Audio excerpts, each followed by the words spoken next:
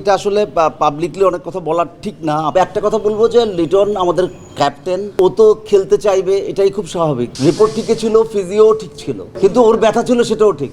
আজকে আসলে আমাদের একটা ইন্ট্রোডাক্টরি মিটিং ছিল, যে আমাদের মেডিকেল কমিটি গঠিত হওয়ার পরে আমরা আমাদের ডাক্তার, ফিজিও, ট্রেনার এদেরকে নিয়ে একটু বসছিলাম, আমাদের একটা মিটিং হলো আর কি। তো আমরা একটা প্ল্যান সাজিয়েছি, তো সেই প্ল্যানটার আলোকে কাজ করলো এবং ভিতরে ইন্টারনাল বিষয়গুলো আমরা দেখার চেষ্টা করলাম যে কী বিষয় আমাদের, কী সুবিধা কী অসুবিধা। তো এটা একটু আপনাদের সাথে শেয়ার করি। সেটা হচ্ছে আমাদের সীমিত লোকবল এবং সীমিত সামর্থ্যের মধ্যে। আপনারা জানেন যে মেডিকেল ডিপার্টমেন্টটা খুব মানে নেগলেক্টেড ছিল দীর্ঘ সময়। ক্রিকেট এগিয়েছে, ক্রিকেটারদের স্বাস্থ্য, ফিটনেস সব কিছু মেডিকেল ডিপার্টমেন্টই দেখে, কিন্তু সেই তুলনায় মেডিকেল ডিপার্টমেন্টের অগ্রগতি খুবই খারাপ ছিল। মানে তারা স্কেপগোট হিসেবে ছিল, মানে কোনো কিছু হলে দোষটা তাদের ঘরে পড়ে। কিন্তু তারা যে ধরেন এখন এতগুলো টিম খেলছে একসাথে, ধরেন যত বাইরে এতগুলো টিম খেলছে, তারপরে দেশেও একসাথে 5টা টিম খেলছে একসাথে, তো তাদের মধ্যে 99% প্লেয়াররা ফিট আছে। সেটার কিন্তু কোনো কোনো সম্মান বা সেটার কোনো যে আমাদের যে তাদের প্রতি এত ডেডিকেশন করে তাদেরকে ফিট রাখলাম, তার জন্য কিন্তু কোনো প্রশংসা আমরা পাচ্ছি না। কিন্তু কেউ যদি একটু ইনজুরি হয়ে যায়, সেটা নিয়ে আসলে সমস্যা। তো আমরা সমস্যাগুলো আমি গত কিছুদিন ধরে, যেহেতু আমি মেডিকেল প্রফেশনাল লোক এবং বিভিন্ন সংগঠনের সাথে যুক্ত, দীর্ঘদিন ধরে এগুলো দেখছি। তো এখানের মধ্যে যে আমরা রুট কজটাকে খোঁজার চেষ্টা করেছি, যে কী কারণে কি হচ্ছে। তো দেখলাম যে আমাদের যারা এখানে ট্রেনার আছেন, ফিজিও আছেন, ডক্টর আছেন, দে আর ভেরি মাচ কম্পিটেন্ট।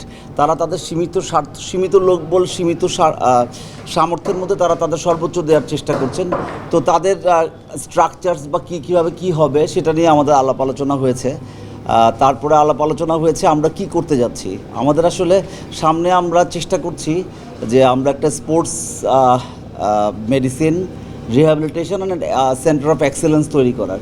আপনি জানেন যে আমাদের প্রেসিডেন্ট তামিম ইকবালের একটা স্বপ্ন হচ্ছে সেন্টার অফ এক্সেলেন্স তৈরি করা। সেটার জন্য আমরা একেবারে উন্নত বিশ্বের মডেলে যেটা করা দরকার সেটা আমরা ইনশাআল্লাহ আমাদের পূর্বাচলে যে বড় সেন্টার অফ এক্সেলেন্স গঠিত হবে, তৈরি হবে, সেখানের মধ্যে আমরা সেটা ইমপ্লিমেন্ট করব। ইন দ্য মিন টাইম আমরা আমাদের জন্য ওই যে একাডেমিক ব্লকের মধ্যে আমাদের প্রায় 3000 স্কোয়ার ফিট জায়গা একটু বরাদ্দ করা আছে। তো সেখানের মধ্যে আমরা কি করতে পারি সেটা নিয়ে আমরা আলাপ আলোচনা করেছি। তো সেটার জন্য একটা পরিকল্পনা করেছি, একটা ইনিশিয়াল আলোচনা হয়েছে আমাদের মধ্যে। যেমন আমাদের এখানের ডাক্তার সংখ্যা অনেক কম, তো ডাক্তার আমাদেরকে আসলে বাড়াতে হবে এখানের মধ্যে। এখানে যে সবচেয়ে বড় সমস্যা হচ্ছে ইমার্জেন্সির কোনো ব্যবস্থা নাই। তা আমরা একটা ইমার্জেন্সি মেডিকেল ইউনিট, তারপরে ওপিডি, রিহ্যাবিলিটেশন ইউনিট, অবজারভেশন বে, তারপরে পরবর্তীকালে মানে ধাপে ধাপে short term, mid term, long term. তো শর্ট টার্মে কী আমরা করতে পারি এরকম করে আমরা একটা আলোচনা করেছি। এবং প্রত্যেকটা জায়গা একেবারে মানে স্টেট অফ আর্ট হবে। মিনস আমরা কোয়ালিটির সাথে কোনো কম্প্রোমাইজ করব না। আমরা বাইরের মতো করে যা যা করা দরকার তার চেয়ে বেশি আমরা করতে পারবো। কারণটা কি, উই হ্যাভ সাম সার্টেন অ্যাডভান্টেজটা কি, বাংলাদেশের ডাক্তার অনেক অ্যাভেলেবেল। বাংলাদেশে এখন রেজিস্টার্ড ডাক্তার 1,65,000। আগামী 10 বছর পরে আরও 1.5 লাখ ডক্টর আসছে। So that they are all technically sound এবং টেকনিক্যালি গুড। তারা টেকনিক্যাল পার্সন এবং মেডিকেল পার্সন। তো তাদেরকে যদি আমরা বিভিন্নভাবে কাজে লাগাতে পারি, তাহলে আমাদের খেলোয়াড়দের, নট অনলি ক্রিকেট বোর্ড, আমাদের যে স্পোর্টস মেডিসিনটা যদি ঠিকমতো গড়ে তুলি, তাহলে আমাদের অন্যান্য খেলা যা আছে, ফুটবল, ক্রিকেট সহ অন্যান্য যা যা খেলা আছে, সব খেলার মানুষজনই উপকৃত হবে। তো আমরা সেই আলোকে আমরা পরিকল্পনা প্রণয়ন করছি যাতে আমরা কি করতে পারি। তাছাড়া আমাদের ইমিডিয়েটলি যা দরকার, আমরা রিজিয়নালেও চিন্তা করছি যে 5টা ভেন্যু আছে আমাদের এখানে, ওখানে একজন ডাক্তার, একটা ফিজিও, একটা ট্রেনার এরকম নিয়োগ করা যায় কি না সে নিয়েও আমরা চিন্তাভাবনা করছি। এবং আমাদের এখানের মধ্যে যাতে ইমার্জেন্সি মেডিকেল ইউনিট এবং ছোট ছোট যা যা টেস্ট করা দরকার সেগুলো নিয়ে করছি। এবং আমাদের যে সম্পদ ক্রিকেটার, তাদের স্বাস্থ্যের দেখভাল করা এবং তাদের ফিটনেস তৈরি করার জন্য যা যা করা সম্ভব তাই করা হবে। ফিনান্সিয়ালি বলেন, ক্রিকেটের অগ্রগতি বলেন, বাংলাদেশ তো অনেক উপরেই আছে বলা যায় বিশ্ব ক্রিকেটের যে পার্সপেক্টিভ চিন্তা করি। আপনি এসে কি অবাক হয়েছেন যে হাই কোথায় এলাম, মেডিকেল বিভাগের এই অবস্থা, কোথায় থাকার কথা কোথায় আছে? না, এরকমভাবে ভাবি নাই, কারণ বাংলাদেশের মানুষ তো আমরা। তো তো সব কিছু সমান গতিতে আগায় না, এখানে অনেক কিছু আছে। আমরা বাংলাদেশেরই মানুষ, খেয়ে পড়ে বড় হয়েছি, সুতরাং মানসিকতা মাটিতেই আছে। আমরা জানি কী করে স্ক্র্যাচ থেকে তৈরি করতে হয়। তো আমরা ক্রিকেট বোর্ডের সবার সহায়তায় ইনশাল্লাহ আমরা মেডিকেল ইউনিটকে একেবারে আন্তর্জাতিক মানের এবং তার চেয়ে ভালো করে করে তৈরি করতে পারবো। আমরা এটা আশা করি যে আমরা যেই প্ল্যান করছি তাতে বিদেশ থেকে আসলে বাংলাদেশে চিকিৎসা নিতে আসবে, আমরা বাইরে যেতে হবে না। এটা আমি আপনাদেরকে অ্যাসিওর করতে পারি। কারণটা কি? কারণটা হচ্ছে অন্য দেশে ডাক্তারের সংকট। ইন্ডিয়াতে এত বড় দেশ, 140 কোটি মানুষের জন্য, ওখানের মধ্যে কিন্তু স্পোর্টস মেডিসিন বা এখানের জন্য প্রচুর ডাক্তার নেয়, ডাক্তার আসতে চায় না। ইউরোপ, অস্ট্রেলিয়াতে কিন্তু ডাক্তাররা এই সমস্ত জায়গায় অনেক বেশি সময় দিতে চায় না, কারণ তাদের অন্যান্য অনেক ডিপার্টমেন্টের ডক্টরদের অনেক স্পেশালিটিস আছে, সেখানে তারা কাজ করলে তাদের ফিউচার অনেক বেটার। আমরা বরঞ্চ আমাদের যে জনসম্পদ আছে তাদেরকে যদি কাজে লাগাতে পারি, আমরা আরও অনেক বেটার কাজ করতে পারবো। একটা প্রশ্ন ছিল, মানবজমিনে আছে। প্রথম প্রশ্ন হচ্ছে আমাদের ন্যূনতম যে সুবিধাগুলো, যেমন একটা অ্যাম্বুলেন্স এত বছরও আমরা, হ্যাঁ, আমাদের আপনি একদম ঠিক বলেছেন, আমাদের ইমিডিয়েটলি আমরা একটা অ্যাম্বুলেন্সের প্ল্যান করছি। মেডিকেলের যে এখানে যে তাৎক্ষণিক যে সেবা দেওয়াটা দরকার, কোনো অ্যাম্বুলেন্স নাই বা এগুলো নাই, এগুলো কী করবেন? আরেকটা প্রশ্ন হচ্ছে যে বারবার শুধু চিকিৎসকদের না, প্লেয়ারদের অনেক খামখেয়ালির অভিযোগ আছে, তারা ইনজুরি লুকায় বা তাদের ইনজুরির সমস্যাগুলো তারা ওইভাবে প্রপার কারোর কাছে গিয়ে করে না, বা খেলার জন্য তারা ইনজুরি লুকায়। তাদের আপডেট করার জন্য বা প্লেয়ারদের সচেতন করার জন্য আপনাদের কোনো ব্যবস্থা থাকবে? হ্যাঁ, অবশ্যই। আমাদের যে বিভিন্ন সেমিনার সিম্পোজিয়াম করে তাদেরকে যে প্রোটোকলগুলো আছে সেই প্রোটোকলগুলো খেলোয়াড়দেরকে বোঝাতে হবে।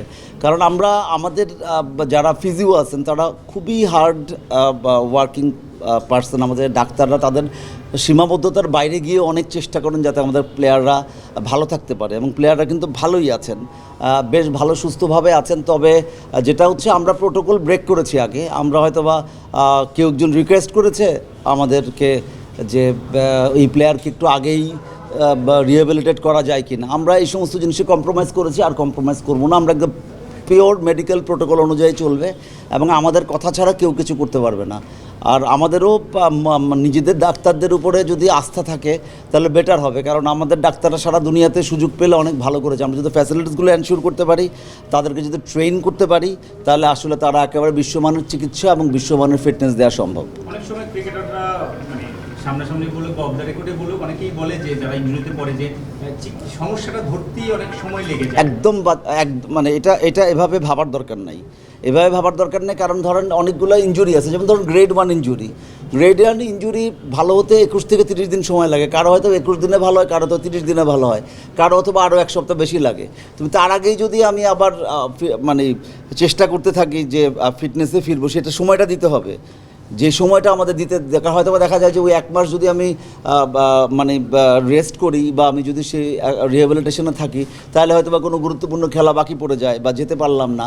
তো সেটা অনেক সময় আমাদের উপর একটা প্রেশার সৃষ্টি হয়। তো আমরা চেষ্টা করব, কারণ খেলোয়াড়রা আমাদের মূল্যবান সম্পদ, আমাদের খেলোয়াড়রা যাতে দেশের জন্য লম্বা সময় সার্ভিস দিতে পারে, সেই আলোকে আমরা চেষ্টা করব যাতে তাদেরকে ভালো করে ফিট করে তৈরি করা যায়। কথা শোনা যায় ক্রিকেটারদের। এটা তো আমার দেশে না স্যার, পৃথিবীতেই আছে। ইনজুরি লুকানোর চেষ্টা করে যাতে সামান্য মাইনর ইনজুরি সে যদি ম্যানেজ করে চলতে পারে, সে হয়তো বা খেলতে পারে। খেলতে না পারলে তো অনেক ধরনের লস হয়, তাই না? এটা প্রবণতা শুধু বাংলাদেশে না, সারা দুনিয়াতেই আছে।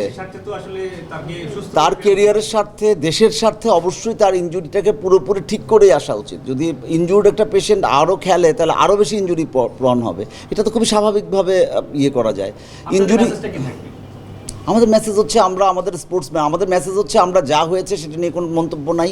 আমাদের যে ক্রিকেট বোর্ড আছে, এই বোর্ড ইনশাল্লাহ আমাদের সকল ভালো কাজকে সাপোর্ট করবে, এবং আমাদেরকে বলা হয়েছে আপনারা সব কাজগুলো করেন, প্ল্যানিং করেন, যাতে আমরা ইনশাল্লাহ একটা বিশ্বমানের স্পোর্টস সেন্টার গড়ে তুলতে পারি। ক্রিকেটারদের তো প্রতি মেসেজ, ক্রিকেটারের প্রতি মেসেজ মানে তাদের ফিটনেস না, তাদের মেডিকেলি ফিট করার দায়িত্ব আমাদের। সেই দায়িত্ব আমরা পুরোপুরি ভালো করব, কিন্তু পারফরমেন্সের গ্যারান্টি তো আমি দিতে পারবো না। আপনাদের মেডিকেল ডিপার্টমেন্টের আওতায় কি মানসিক স্বাস্থ্যের বিষয়টা আছে? এটা অবশ্যই আমাদের প্ল্যানিংয়ের মধ্যে আছে। মানসিক স্বাস্থ্য তো আমাদের আন্ডারে পড়বে। এখানে হচ্ছে কি, আমাদের লোকবল না থাকার কারণে কিছু কিছু জিনিস আমরা হয়তো বা ছেড়ে দিয়েছি, অনেক কিছু। সেগুলো একটু করে যদি আমরা প্রপার লোকবল পাই, আমরা হয়তো বা ইন্টিগ্রেটেড করে করার চেষ্টা করব। সেক্ষেত্রে সাইকোলজিস্ট আনার ব্যাপার বা সাইকোলজিস্ট এটা আমাদের প্ল্যানিংয়ের মধ্যে আছে, এটা এখনও নাই। যদিও পুরাতন লিটনের যে রিপোর্টটা নিয়ে কথা হয়েছিল, এটা যদিও পুরাতন, এর আগেও আমরা দেখেছি আমাদের যে যিনি বর্তমান বোর্ড সভাপতি তারও আসলে রিপোর্ট নিয়ে একটা সমস্যা হয়েছিল, কিন্তু যে হসপিটাল থেকে রিপোর্টটা করানো হচ্ছে সেই হসপিটালে এর আগেও যেহেতু আরও আমরা নানা ঘটনায় এসেছে যে রিপোর্টের কারণে প্লেয়ার ঠিক মতো রিহ্যাব বা যেটা চিকিৎসা হওয়া উচিত সেটা পায়নি, সেক্ষেত্রে কি আপনারা কোনো ডিসিশন নেবেন কিনা? আমরা নিজস্ব মানে ধরেন না যে রিপোর্টগুলো আছে, আমরা মেডিকেল পার্সন না, রিপোর্টগুলোতে আমি বুঝবো। এই রিপোর্ট যদি আপনাকে দিয়ে দেওয়া হয় আপনি কিন্তু বুঝবেন না অনেক কিছু। তো আমি মনে করি যে আমাদের রিপোর্ট যেগুলো আছে সেই রিপোর্টগুলো ঠিক মতোই ছিল, হয়তো বা আমরা এক্সপ্লেন করতে বা যিনি বোঝার তাদের বোঝার ভুল হয়েছে। এইটাকে আমাদের তাহলে বিসিবির যারা ফিজিও তাদের ভুল? ফিজিওতে কোনো ভুল নাই, একদম আবার এখানে কোনো ভুলই নেই। কেন ভুল হবে কেন? রিপোর্ট ঠিক ছিল তাহলে আপনি বললেন ডাক্তারদের সুযোগ পেলে স্কেপ বোর্ড বানানো হয়, হুইচ ইজ প্রবাবলি ট্রু, কিন্তু আবার আপনি বলতেছেন রিপোর্টটা সঠিক ছিল। তাহলে লিটনের ক্ষেত্রে দোষটা আসলে কোথায় ছিল, কার ভুল ছিল? আমি তো কোনো দোষের কোনো কিছু পাই নাই তো, কিসের লিটন যে এই যে হ্যামস্ট্রিং এ একবার চট্টগ্রাম গেল, আবার জিম্বাবুয়েতে গেল, কোথাও খেলতে পারলো না, সে জাস্ট জার্নির উপর এটা তো জার্নির, এখানে অনেকগুলো বিষয় নিয়ে করা। আমি এটা আসলে পাবলিকলি অনেক কথা বলা ঠিক না, আপনারা আমাদেরকে ইনসিস্ট করছেন। তবে একটা কথা বলবো যে লিটন আমাদের ক্যাপ্টেন, তো ও তো খেলতে চাইবে, এটাই খুব স্বাভাবিক, এবং আমার দেশের মানুষও চাইবে ওর খেলুক, ওর পারফরমেন্স আগের মতো থাকুক, সেটাই চাইবে। কিন্তু আমরা এটা অনেক সময় হয়তো বা কম্প্রোমাইজ করেছি, যেটা আগেই করা উচিত ছিল না। অন্যান্যদের রিকোয়েস্ট শুনে আমরা হয়তো বা সেটা কিছুটা আগে করতে দিয়েছি, বা তারই রিকোয়েস্টে আগে করতে দিয়েছি, অথবা কারো সিলেক্টর বলেন বা অন্য কোনো টিমের কারো রিকোয়েস্টে আমরা আগে করতে দিয়েছি, বা সেটা তো মেডিকেলি তাকে ফিট হওয়ার যে রেঞ্জটা আছে সেই রেঞ্জের কাছাকাছি সময় দেশের স্বার্থে কিছু বলা হয়েছে, কিন্তু কোথাও বলা হয়নি যে রিপোর্ট ঠিক ছিল না। রিপোর্ট ঠিক ছিল, রিপোর্টে বলা হয়েছিল যে তার এখানের মধ্যে যে গ্রেড 1 ইনজুরি আছে। প্রথম এই রিপোর্টটা করা হয়েছে, মানে প্রথম যে স্ক্যানটা করা হয়েছে সেটা 2 দিন পরে করা হয়েছে, সেকেন্ড স্ক্যানটা ছিল সেটা 14 দিন পরে করা হয়েছে। দুটো স্ক্যানের মধ্যেই আমি নিজে মেডিকেল পার্সন, আমি প্রফেসর অফ ডার্মাটোলজি, আমরা এগুলো লম্বা সময় ধরে দেখে আসছি, করে আসছি। আমি দায়িত্ব নিয়ে বলছি দুটো রিপোর্টের মধ্যেই ঠিক মতোই আসছিলো জিনিসগুলো, যে ইনজুরি আছে। এখন ইনজুরি তো ভালো হতে হলে সময় দেওয়া লাগবে।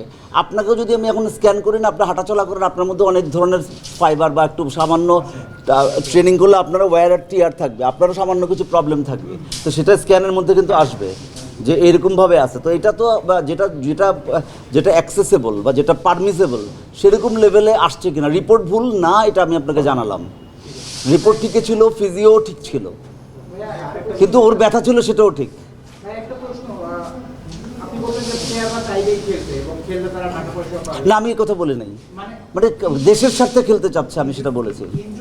যে কোনো প্লেয়ার মাঝে মধ্যে তারা ইনজুরি লুকায়, তারা খেললে তারা আমি জানি না ইনজুরি লুকায় কিনা, ইনজুরি লুকানোর যে প্রবলেমটা সেটা ওয়ার্ল্ড ওয়াইড আছে। আমি নিজেও প্লেয়ার ছিলাম, তো আমরাও চাইতাম যে ভাই আজকে সামান্য একটু ব্যাপার আছে, এটা আমি না বলে আমি খেলে ফেলতে পারলে ভালো, আমি পারতেছি তো। আমাকে একটা জানতে হবে, আমি যতটুকু জানি যে একটা ইন্স্যুরেন্সের ব্যবস্থা আছে আমাদের এখানে। ফার্স্ট ক্লাস প্লেয়ারদের জন্য ইন্স্যুরেন্সের ব্যবস্থা যতটুকু আছে, যারা ন্যাশনাল টিমের প্লেয়ার তাদের জন্য গ্রেড 1 টাইপের ইন্স্যুরেন্স আছে, যারা অন্যান্য লেভেলের প্লেয়ার তাদের জন্য অন্যরকম ইন্স্যুরেন্সের ব্যবস্থা আছে। বাট এটা কোন লেভেলে আছে আমি জানি না, এটা আমার জ্ঞানের বাইরে, এটা যারা রেসপেক্টিভ ডিপার্টমেন্ট তারা বলতে পারবে। ভাইয়া আপনার যে ডিপার্টমেন্ট অনেকদিন ধরে মানে বেসরকারি ডাক্তার অনেকদিন ধরে কাজ করছে, নতুন কোনো ডাক্তার জি জি, অফকোর্স, আমি তো বলেছি আমাদের যে ডাক্তার লাগবে, আমরা আপাতত যেহেতু ইমার্জেন্সি যে শর্ট টাইম বেসিসে আমাদের যে ডাক্তার দরকার সেগুলো আমরা শিগগিরই প্রস্তাব করবো, আমরা ডাক্তার নেব। আর আমাদের ফিজিওদের যে ট্রেনিংয়ের ব্যবস্থা, আপগ্রেডেশনের ব্যবস্থা সেটাও করবো, ডাক্তারদের আপগ্রেডেশন ব্যবস্থা করবো। নাকি আপনার পছন্দ না না, অফকোর্স সার্কুলার দিয়ে নেবো, আমি তো আমার পছন্দ মতো কেন নেবো, বিসিবি তো এমনটা হয় আসলে আমি জানি না এই সম্পর্কে, নো কমেন্ট।